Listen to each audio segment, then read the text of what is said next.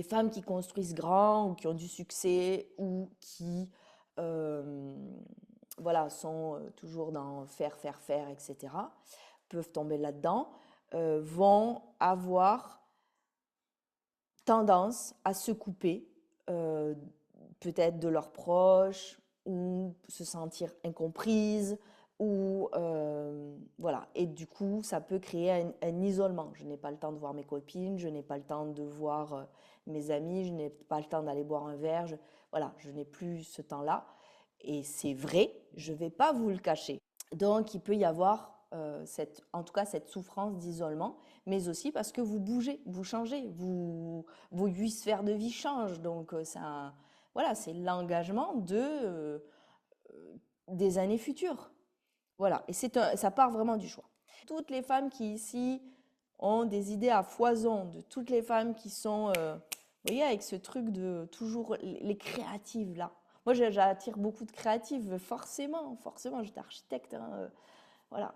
Et le problème des créatives, c'est qu'elles vont pas forcément se construire un système. Mais quand vous allez arriver à 60 ans, qu'est-ce qui va se passer? Ah, j'ai pas de retraite, j'ai rien, j'ai pas bâti, je suis pas propriétaire. Nada. Walou. Ah, ah. Voilà, qu'est-ce qui se passe? Bah ouais, j'ai des femmes de 60 ans qui me disent, bah voilà, bah, c'est difficile. C'est que ça peut vriller. Ok? C'est pour moi l'écueil, c'est ça vrille parce qu'il y a trop d'enjeux. Et donc, ça rejoint toujours cette histoire de solidité, à la fois physique, mentale. Ce sont pour ça que souvent on les appelle les femmes de tête. Oui, parce que ce sont des femmes fortes. Mais j'étais pas une femme de tête. Et je me considère pas comme une femme de tête. Par contre, ce que j'ai appris, c'est que ça se musclait par la réalisation, par des mentorats, bien entendu, on ne va pas se le cacher non plus. J'ai été aussi mentorée. Euh, voilà, par tout ce travail qu'on fait, on se muscle, bien entendu. Voilà. Donc, c'est de la haute voltige. On ne se met pas à faire du multi. Et ça, j'aimerais vraiment, vraiment, vraiment appuyer là-dessus. Si vous regardez cette vidéo, vous dites, ah oui, moi j'adore faire plein de projets à la fois.